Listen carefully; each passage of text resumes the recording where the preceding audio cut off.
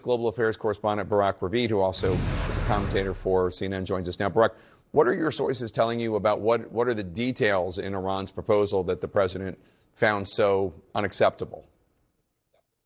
I think the main issue that Trump wanted to see in the Iranian proposal or amended proposal or response, doesn't matter how you call it, he wanted to see there a willingness to make concessions regarding the nuclear program.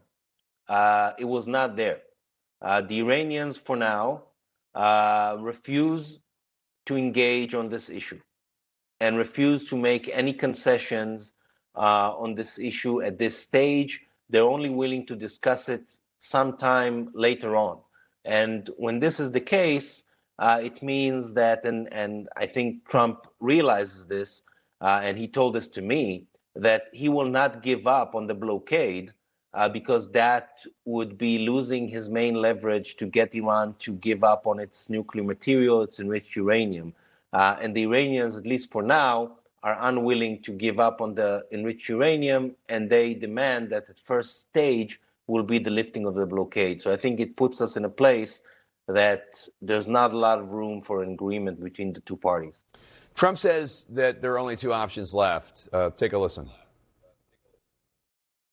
Do we want to go and just blast the hell out of him and finish him forever, or do we want to try and make a deal? I mean, those are the options.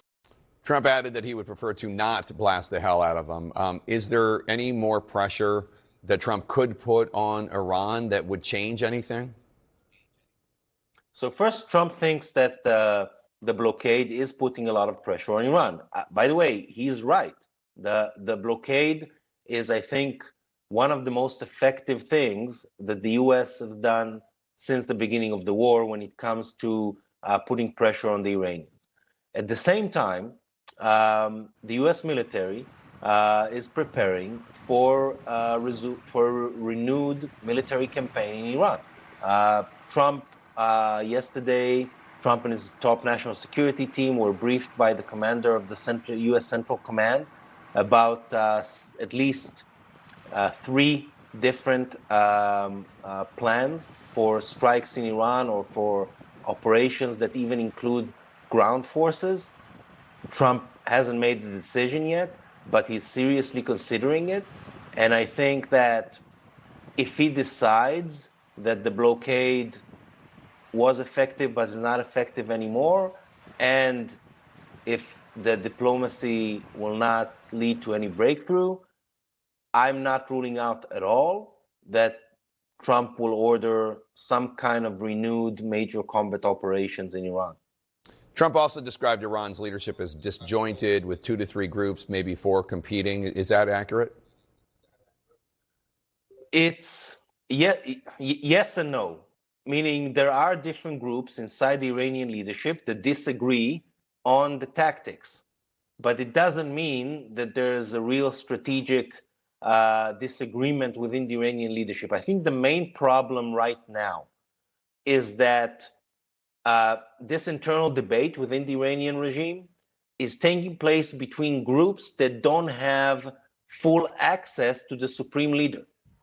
And this is why only once every 2 to 3 days, there's some kind of a directive that comes up from the top and lands on those groups' heads from the supreme leader, but they are not able to then have a discussion with him because, he's isolated mainly for security reasons.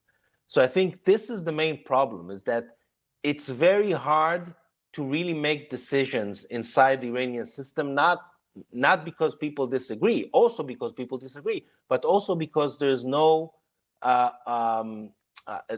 the supreme leader is not accessible to most of the Iranian system. All right, Barak Ravid, thank you so much.